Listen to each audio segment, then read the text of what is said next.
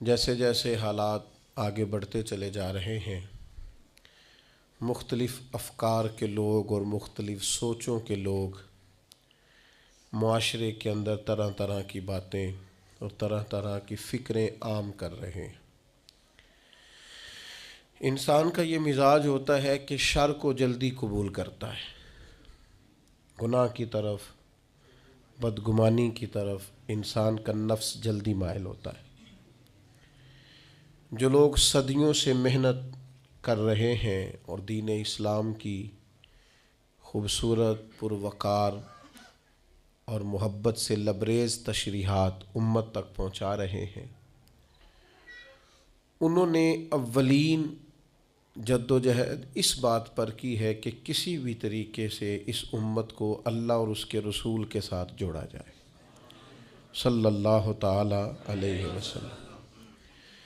जब उम्मत अल्लाह रसूल के साथ जुड़ जाएगी तो फिर अल्लाह रसूल के अहकामात मानना, रब रसूल के दिए हुए दीन पर अमल करना, अपने सारे इखलाकी रवैयों को दुरुस्त करना ये आसान हो जाएगा। ये जितनी महाफिल मुनक़िद की जाती हैं, जितने इज्तिमात मुनक़िद किए जाते हैं, जितनी खानकाही मजालस का इनेकाद किया जाता है, इनका एक ही मकसद होता है। वो मिलाद शरीफ के मौके पे महफ़िल हो, मेराज शरीफ के मौके पे महफ़िल हो, वो किसी और उन्वान से महफ़िल हो, जब किसी भी इज्तिमा को महफ़िल का नाम दिया जाता है तो मकसूद होता है कि उसमें नबी पाक अलैहिस्सलाम के फ़ज़ाइल बयान किए जाएँ, हुज़ूर की नात बयान की जाए, नबी पाक के ख़साइल बयान किए जाएँ, ताकि उम्मत के नौजवानों के दिलों में रसूल पाक की मोहब्बत बढ़ जाए, हुज़ूर का प्यार बढ़ जाए। और जैसे जैसे हुज़ूर की मोहब्बत उम्मत के दिलों में बढ़ती जाती है, हुज़ूर की ग़ुलामी का और फर्मा बरदारी का जज्बा भी बढ़ता जाता है। और अल्हम्दुलिल्लाह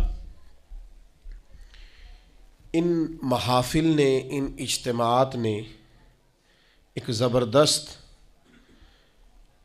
इनकलाब बर्पा किया है और ज़माने से लोग देख रहे हैं कि हुज़ूर की नाते पाक का कुछ शेर आता है या नबी करीम अलैहिस्सलाम का नाम नामी इसमें गिरामी आता है तो मोमिन के वजूद में हलचल पैदा होती, ताज़गी पैदा होती। उसको लोग अपना अपना उन्वान देते हैं। कोई कहता है मेरा ईमान ताज़ा हो गया है, कोई कहता है मेरे वजूद पर वजद तारी हो गया है, कोई कहता है कि मेरी वो सारी मोहब्बत दर्द बन कर आंसुओं के ज़रिए छलक पड़ी है। लेकिन इन महाफिल से बहरहाल ये नतीजा ज़रूर निकला है कि लोगों के दिल गुंबद खज़रा के करीब चले गए। दूसरी बात हमेशा याद रखिएगा कि चीज़ें अपनी ज़िद से पहचानी जाती हैं। कोई भी चीज़ जब उसकी मुखालिफ चीज़ का ज़िक्र किया जाता है फिर उसकी पहचान होती है। अगर रात ना हो तो दिन की कोई पहचान नहीं है, अगर सुबह ना हो तो शाम की कोई पहचान, अगर उजाला ना हो तो अंधेरे का कोई नाम लेने को भी तैयार नहीं है। चीज़ें अपनी ज़िद से पहचानी जाती हैं। अल अशियाउ तारिफु बिअज़दादिहा। अरब कहते हैं कि कोई भी चीज़ अपने ज़िद से पहचानी जाती है। जिस तरह नबी पाक अलैहिस्सलाम के फ़ज़ाइल का, हुज़ूर की नात का, नबी पाक की अज़मतों का बयान हमेशा से होता रहा है ना, इस तरह से बाज़ ऐसे नादान भी थे जो हमेशा बाज़ चीज़ों को समेटते रहे हैं, बाज़ चीज़ों को वो घेरते रहे हैं और वो तरोड़ मरोड़ के चीज़ों को इस तरह पेश करते रहे हैं कि बिल्कुल एक नया रास्ता, हट के रास्ता। एक गिरोह गुज़रा है उम्मत में जिसको नेचरी कहा जाता है। ये बाकायदा एक फ़िरका था और उस फ़िरके के बड़े शख्स का अगर मैं आपको नाम बताऊं तो आप सारे वाकिफ़ हैं। उनके बड़े शख्स का नाम था सर सैयद अहमद ख़ान। ये नेचरी थे।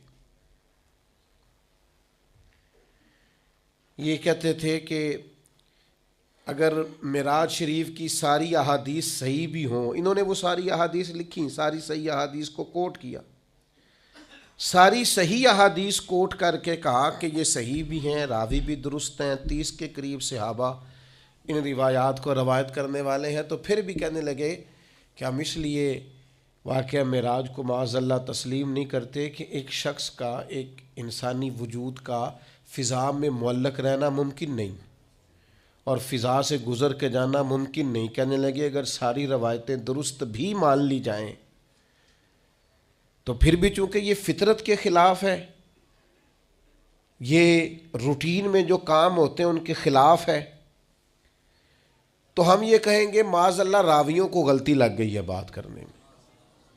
यानी सारी रवायतें लिख के भी तस्लीम करने को तैयार। अच्छा, बड़े अजीब लोग हैं, ये समझते ही नहीं।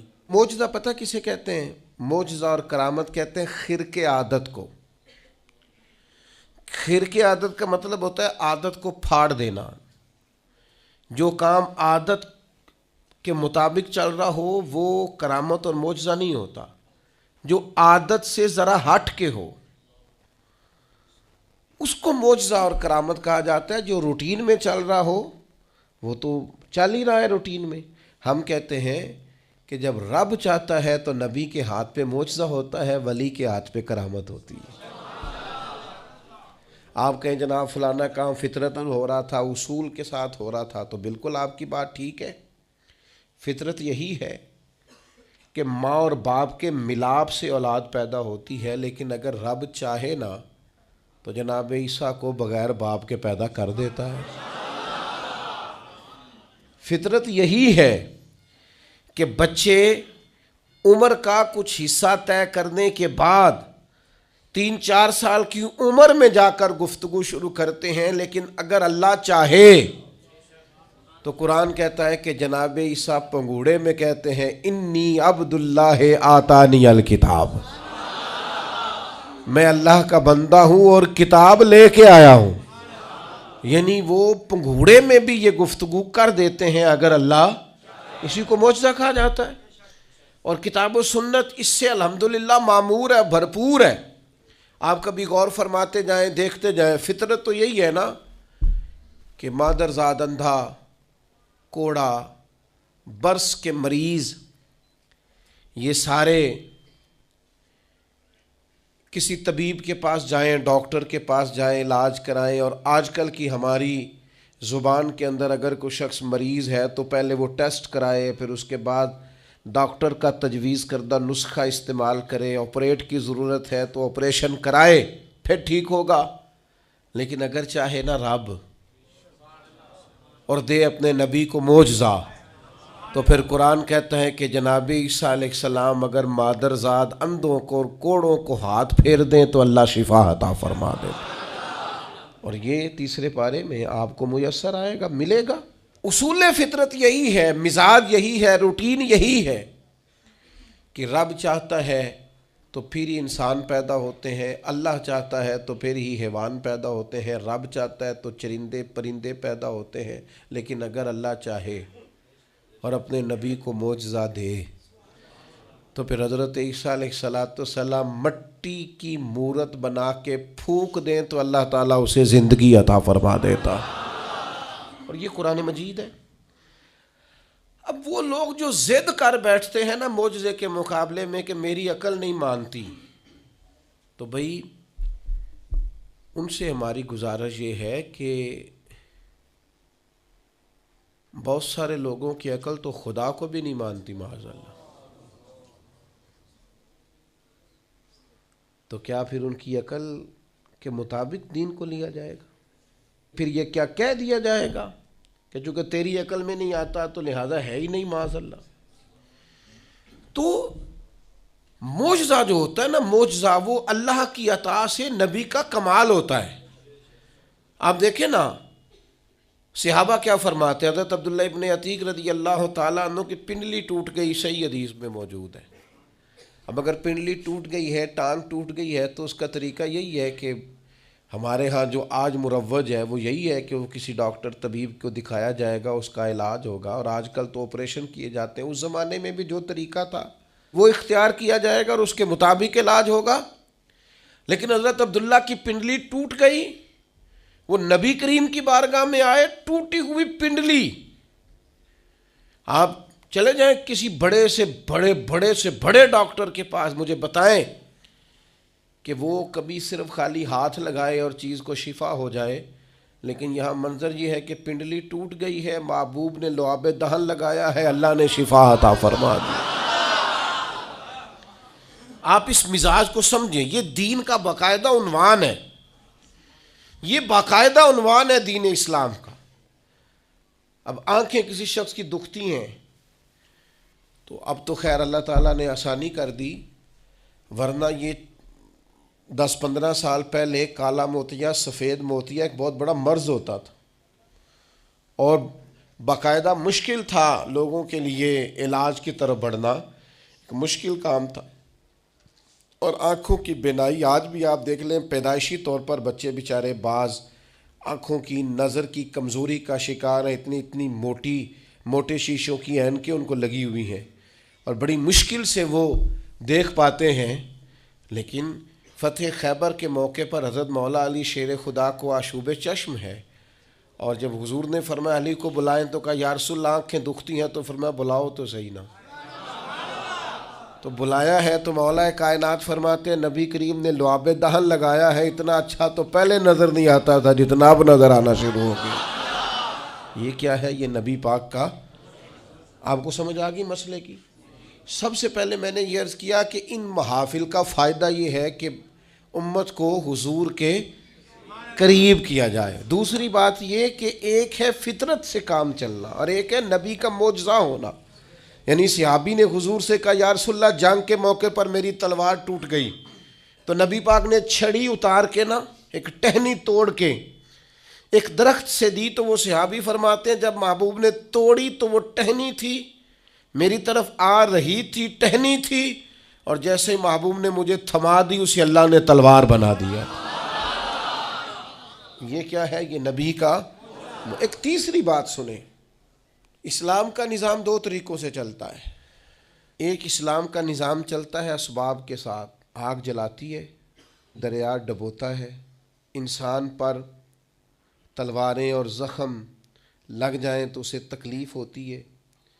ये असबाब का रास्ता है कि आग ने जलाना है। और एक है रूहानी रास्ता, आग जलाती तो है लेकिन अगर मदद अल्लाह की शामिल हो तो फिर हज़रत इब्राहीम को नहीं जलाती। या नारुकूनी बरदम व सलामन अला इब्राहीम, फिर वो जनाब इब्राहीम को जलाती। उसूल तो यही है कि दरिया में जो जाए तैरना ना आता हो तो डूब जाता है, लेकिन अगर अल्लाह चाहे ना हज़रत मूसा अपने घोड़े दरिया में डाल दे तो भाई फ़रक ना बिकुमुल बहरा फ़अनजयनाकुम व अगरकना आला फ़िरऔन, तो अल्लाह कहता मैंने दरिया फाड़ के मूसा के लिए रास्ता बना दिया। अच्छा, जिस दरिया से हज़रत मूसा बच के निकल गए उसी दरिया में फ़िरौन और फ़िरौन वाले गर्क हो गए। ये क्या है? ये रूहानी ज़िंदगी। एक है असबाब कि आप पानी में घोड़ा फेंकेंगे आप डूब जाएंगे, एक है रूहानी ज़िंदगी। ये मैं कुरान मजीद पढ़ रहा हूँ, मैंने कोई हदीस भी नहीं सुनाई, बुज़ुर्ग का कौल तो दूर रहा। कुरान फरमाता है कि हमने फ़िरौन और फ़िरौन वालों को उसी दरिया में गर्क किया जिस दरिया में हमने हज़रत मूसा के लिए रास्ते बना दिए थे और दरिया फाड़ के रास्ते बना दिए थे। तो रब करीम ने एक रूहानी ज़िंदगी भी मोमिन की रखी है। रूहानी ज़िंदगी ज़रा गौर कीजिएगा, भला मैं क्या कहने लगा। सिर्फ 50 सेकंड के लिए आपने सोचना है। ज़िंदगी में हमें बहुत सारी ऐसी चीज़ें मिली हैं जो हमारी मेहनत का नतीजा नहीं। हमें बहुत सारा ऐसा कुछ मिला है जिसके हम काबिल थे नहीं, पर रब ने अता कर दिया है। बस समझ लो आप, ये जो आपको मिला है ना, थे नहीं काबिल पर मिला है। कुछ तो मेहनत की है, कोशिश की है, तो उसके सबब से हो गया। जो बग़ैर मेहनत के जद्दोजहद के मिला है ना, ये वो रूहानी रास्ता है जिसके बारे में अल्लाह का कुरान कहता है वमन यत्तकिल्लाह यजअल लहू मखरजा।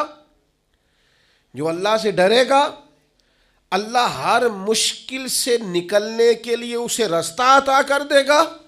व यरज़ुक़हु मिन हैसु ला यहतसिब, और उसे वहां से रिस्क देगा जहां से उसने कभी सोचा भी नहीं होगा। एक रूहानी जिंदगी है इंसान की, वो मेरे साथ भी है, आपके साथ भी। कई चीज़ें हमारे पास ऐसी हैं कि अगर हमारी काबिलियत देखी जाए तो वो हमारे पास हो सकती, यानी से सबूत न पूछो मैं तो नजरे करम कद होई, ए मैं जाना या दिल भर जाने, ए फिर गैर न जाने। कुछ चीज़ें ऐसी हैं जो खालिस मुख्तसर सी मेरी कहानी है, जो भी है उनकी मेहरबानी है, वो हमारी मेहनत का नतीजा। ये रूहानी ज़िंदगी है। रूहानी ज़िंदगी को समझो, एक रूहानी निज़ाम है अल्लाह का, उसने बनाया है। सहाबा फरमाते हैं जंगे बदर का मौका था, अल्लाह के फरिश्ते आए हुए थे, कुरान कहता है फरिश्ते आए हुए थे। तो हाल ये था कि सहाबा फरमाते हम किसी की गर्दन काफिर की काटने लगते थे, उसकी गर्दन हमसे पहले कट के गिर जाती थी। ये क्या है? ये अल्लाह का रूहानी निज़ाम है, उसने बनाया है। आपके और मेरे साथ ये निज़ाम वाबस्ता है। अब चौथी बात समझें, चौथी बात समझें, जो जितना बड़ा होता है ना, और जिसको लोगों ने मानना होता है, जिसके पीछे चलना होता है, उसके पास कोई ना कोई कमाल हो तो फिर ही लोग उसकी इत्तिबा और पैरवी करते हैं, फिर ही लोग उसकी पैरवी करते हैं। अगर उसके अंदर कोई कमाल ना हो, तीन चीज़ें होती हैं जिसकी वजह से लोग किसी से मोहब्बत करते हैं। या बंदे में जूदो नवाल हो, सखी हो, खर्च करता हो, एहसान करता हो, या फिर उसमें हुस्न व जमाल हो, सोना बड़ा हो, प्यारा बड़ा हो, या तीसरी बात यह है कि फजल और कमाल हो, उसमें कोई बुलंदी हो। अल्लाह की ये शान रही है कि अल्लाह ने जितने भी पैगंबर पैदा फरमाए आला ख़ानदानों में पैदा फरमाए। अल्लाह ने जितने भी अंबिया किराम अलैहिमुस्सलाम मबूस फरमाए सारे सोने थे, एक से एक बढ़कर हसीन थे। हज़रत दाऊद अलैहिस्सलाम का हुस्न जमाल देखा नहीं जाता था, खूबसूरत थे जनाब दाऊद अलैहिस्सलाम। और जनाब यूसुफ 3 महीने रज्जी खलकत वेख यूसुफ की नानी। हज़रत यूसुफ अलैहिस्सलाम के बारे में मुल्ला रूमी ने लिखा है, जब कहत पड़ गया था ना मिस्र में, तो हज़रत यूसुफ ने चूँकि गंदुम गल्ला स्टॉक कर लिया था, तो इब्तदाई तौर पर आपने ये तजवीज़ दी थी और ये हिकमत अमली अपनाई थी। आपने लोगों से कहा था कि फ़िलहाल तुम्हें गंदम नहीं मिलेगी, जिसको भूख लगे ना वो मेरा चेहरा देख ले आके, जिसको प्यास लगे वो मेरा चेहरा देख ले। और ये ऐसा होता है। हाँ, सीधे पंजाबी हैं साढ़े तो कहते तेनू वेखे ही भुख मर गई सारी। ये तो होता है ना जी, मेरी तो वेख के ही ओहो तेरे तुझे देख जो लिया है। अब बात ख़त्म हो गई। भूख हज़रत उस्मान गनी रज़ी अल्लाह ताला अन्हु को 40 दिन कैद रखा है। लोगों ने तो आपसे कहा गया कि जनाब भूख प्यास क्या क्या करते थे? फरमाया भूख प्यास लगती थी, कुरान पाक की ज़ियारत करता था, भूख भी ख़त्म हो जाती थी, प्यास भी ख़त्म हो जाती थी। तो हज़रत जनाब यूसुफ अलैहिस्सलाम ने ये तदबीर अपनी कौम को दी कि जब तुम्हें भूख लगे तो तुमने आके मुझे देखना है। तो 3 महीने गल्ला नहीं दिया। लोग आते जनाब यूसुफ का चेहरा देखते, भूख प्यास ख़त्म हो जाती। तो पंजाबी के एक दरवेश बोल पड़े, वो कहने लगे 3 महीने रज्जी खलकत वेक यूसुफ किनानी। 3 महीने रज्जी खलकत वेक यूसुफ किनानी ते जिना मुहम्मद अरबी डिठा ओ रज गए दोवां जहानी। जिना मुहम्मद अरबी डिठा ओ रज गए दोवां जहानी। तो अल्लाह ताला ने हुस्न जमाल अता किया था। फिर नबियों के पास फजल और कमाल होता है। मैंने आपको कमालात सुनाए ना हज़रत ईसा अलैहिस्सलाम, मादरजाद अंधे कोड़े बरस के मरीज़ आते, आप हाथ फेरते शिफा हो जाती। आप मिट्टी की मूरत बना के फूकते, अल्लाह ताला उसमें जान पैदा कर देता। हज़रत दाऊद अलैहिस्सलाम लोहे को हाथ लगाते, अल्लाह नरम कर देता। हज़रत आदम अलैहिस्सलाम 1000 पेशा जानते थे, 1000 बोलियां बोलते थे, अल्लाह ने कमाल अता फरमाया। हर पैगंबर को अल्लाह ने शान दी, अजमत दी। जनाब इब्राहीम के कमालात का कोई इनकार कर सकता है? उनकी शान जिनको बार बार कुरान मजीद उनके तज़किरे करे और रब कहे वत्तख़ज़ल्लाहु इब्राहीम खलीला, उनकी शानें, उनकी अजमतें क्या बात है। बस मेरे भाई समझ लो, जब किसी का फजल कमाल लोग देखते हैं तो फिर पैरवी करते हैं, बिला मिसालो बिला तशबीह। अल्लाह ने नबियों को फजलो कमाल, हुस्नो जमाल, जूदो नवाल दे के भेजा ताकि लोग उनका कमाल देखें, उनकी गुलामी करें। और जब मेरे और आपके महबूब की बारी आई तो अल्लाह ने सबसे बढ़कर महबूब को हुस्नो जमाल अता फरमाया, सबसे बढ़कर जूदो नवाल अता फरमाया। हजरत यूसुफ अलैहिस्सलाम का हुस्न कहाँ और महबूब का हुस्न कहाँ? क्या खूबसूरत अंदाज इख्तियार किया। कहने लगे हुस्न यूसुफ पे कटी मिस्र में अंगुश्त जना। हजरत यूसुफ का हुस्न देखकर मिस्र में औरतों ने हाथ कटा लिए, लेकिन हुस्न देखकर, हुस्न देखकर, हुस्न यूसुफ पे कटी मिस्र में अंगुश्त जना और सर कटाते हैं तेरे नाम पर। उनका पूरा हुस्न देखा है, इनको देखा नहीं। तू अजय मेरा यार नहीं डेठा, तेरे नाम पर, तेरे नाम पर हुस्न यूसुफ पे कटी मिस्र में अंगुश्त जना और सर कटाते हैं तेरे नाम पे मर्दाने अरब। वहां बीवियों ने हाथ काटे थे, यहां अरब के मर्द, और उन्होंने हुस्न देख के काटे थे। यहां निरा नाम सुन के लोग, हर कोई फिदा है बिन देखे तो दीदार का आलम क्या होगा। मर्दाने अरब भाई हुजूर का, और फिर नबी पाक का जो जूदो नवाल है अता करना। हज़रत जाबिर इब्न अब्दुल्ला फरमाते हैं हर शय हुजूर से सुनी है, मेरे पास नहीं है ये हुजूर से सुना ही नहीं, ये तो सुना ही नहीं नबी पाक से। और फिर जहाँ तक हुजूर के फजल व कमाल की बात है तो हर नबी को अल्लाह ने मौजज़ा दिया और नबी पाक को अल्लाह ने बनाए मौजज़ा। या अय्युहन्नासु कद जाकुम बुरहानुम मिर रब्बिकुम, हुजूर का एक एक बाल मौजज़ा है, आँख मौजज़ा है, कान मौजज़ा है, लबहाए मुबारक मौजज़ा है, लुआबे दहन मौजज़ा है, नबी पाक अलैहिस्सलाम की जुल्फ़े अंबरी मौजज़ा, महबूब की नज़रे माजाग मौजज़ा, दस्ते यदुल्ला मौजज़ा, चेहराए वजहुल्ला मौजज़ा, नबी पाक सल्लल्लाहु ताला अलैहि वसल्लम का सज धज के आना और मिलाद होना ये भी मौजज़ा, और सज धज के अर्श पे जाना और मिराज हो जाना ये भी मौजज़ा। अल्लाह ने दिए मौजज़े अंबिया को, खुदा ने मेरा नबी मौजज़ा बन के आया। अल्लाह ने महबूब को मौजज़े दिए और इतने बड़े बड़े मौजज़ात दिए, इतने बड़े बड़े। मैं कैसे आपकी खिदमत में ये बात अर्ज़ करूँ, इतना अजीम मौजज़ा है ना वाक़या मेराज। उम्मत को चाहिए था, उम्मत को चाहिए था कि ये हर रोज़ जब भी कोई कहता ना उन्हें बड़ी तरक्की की है तो इनको कहना चाहिए था असल तो हमारा हक है तरक्की में आगे बढ़ने का, इसलिए कि हमें उन रस्तों का मुसाफिर बनना है जिन रस्तों पे नबी पाक ने हमें चलने का कहा है। तो मेरे अजीज़ भाई, महबूब को अल्लाह तबारक व तआला ने मिराज अता की। अब वो मिराज में भी ना बंदे बड़े परेशान हैं। मैं बात समेटना चाहता हूँ।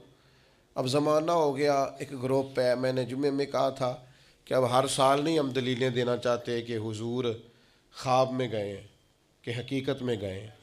यहाँ अजीब मंज़र है, बाज़ लोग ना कहते हैं जी नबी करीम ने सारे मिराज जितने भी महबूब को ये मिराज हुआ ये ख्वाब में हुआ है।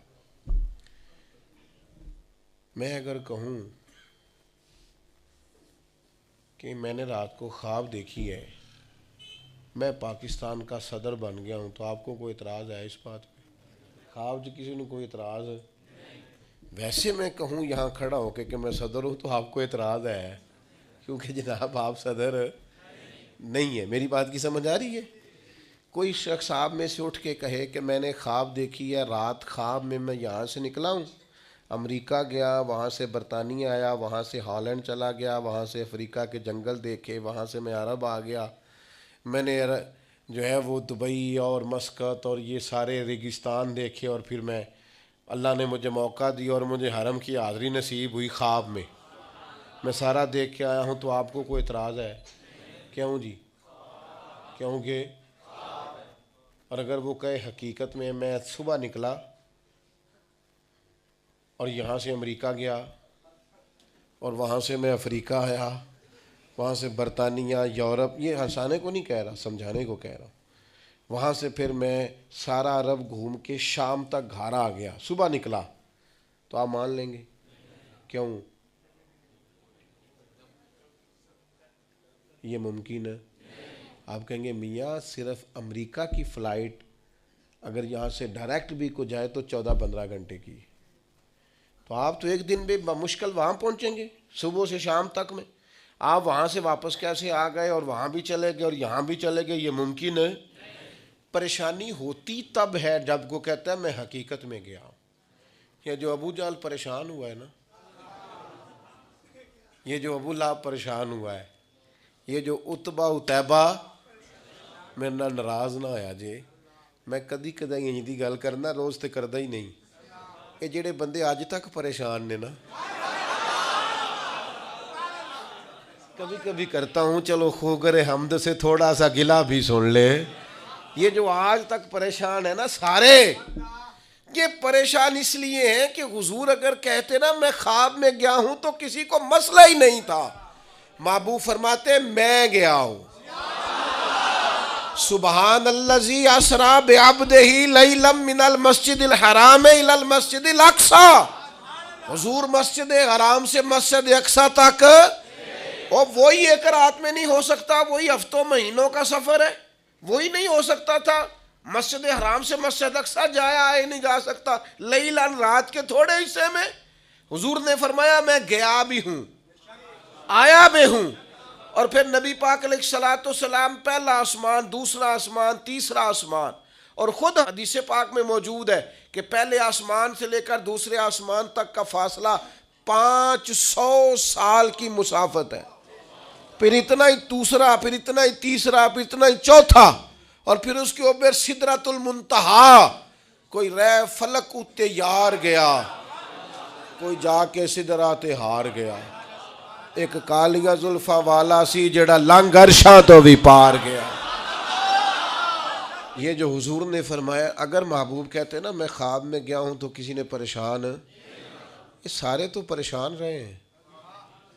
चले नाराज कौन सा आपने होना है, घर वाली बात है। सारे परेशान रहे हैं और सारे परेशान हैं, तो किसी वजह से ही है ना।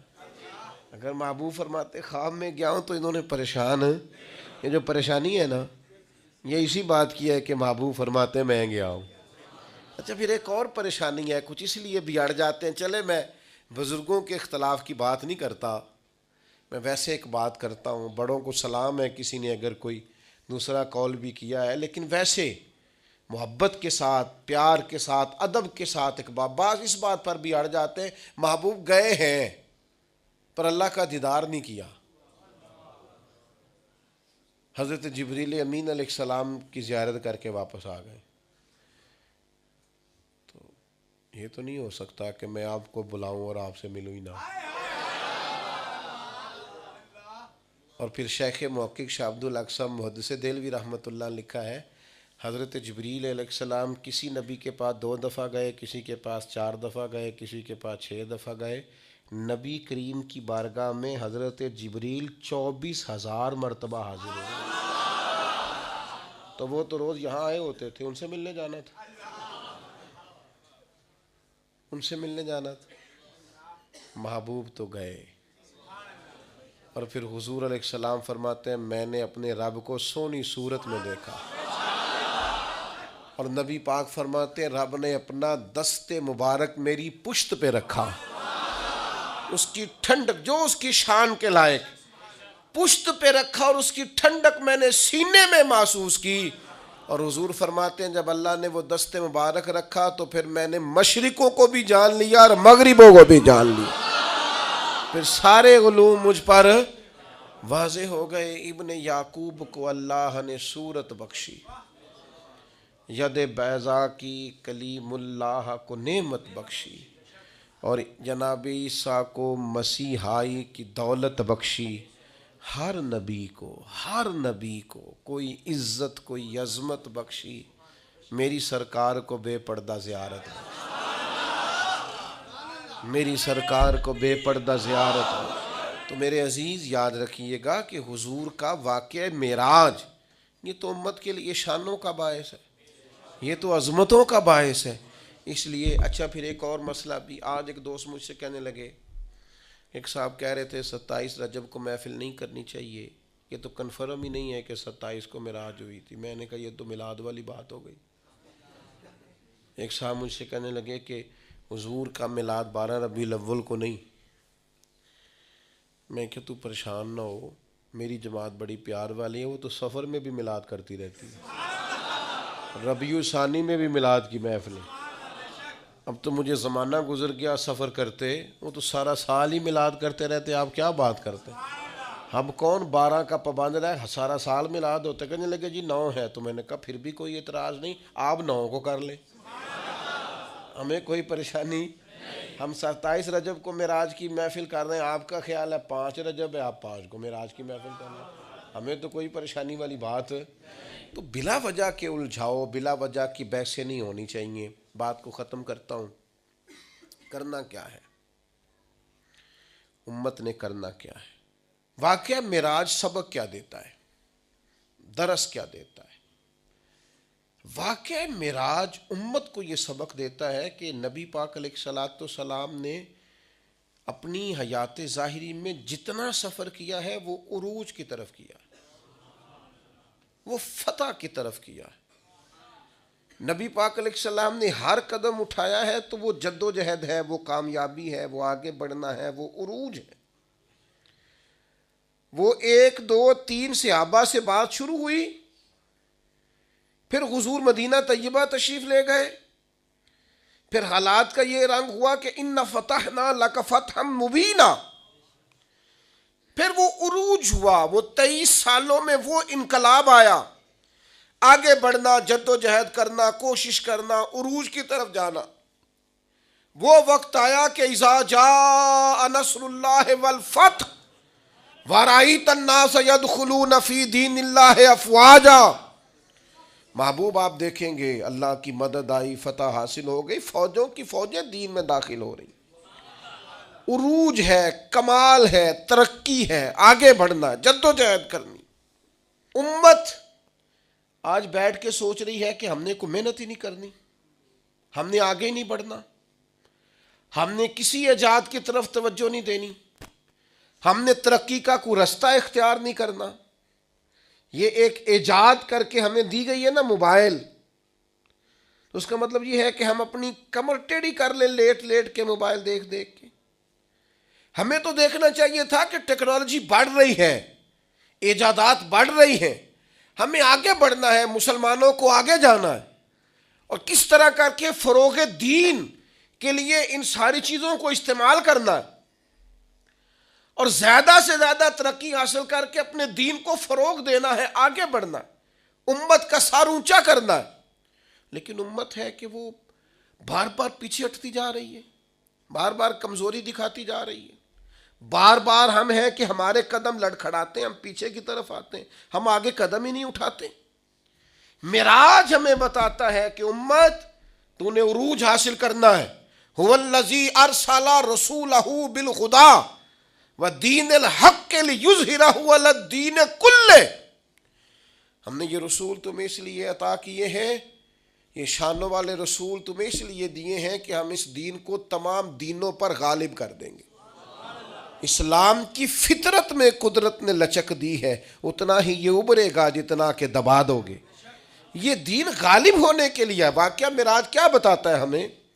नबी पाक ने मस्जिद अक्सा में सारे नबियों की इमामत कराई है।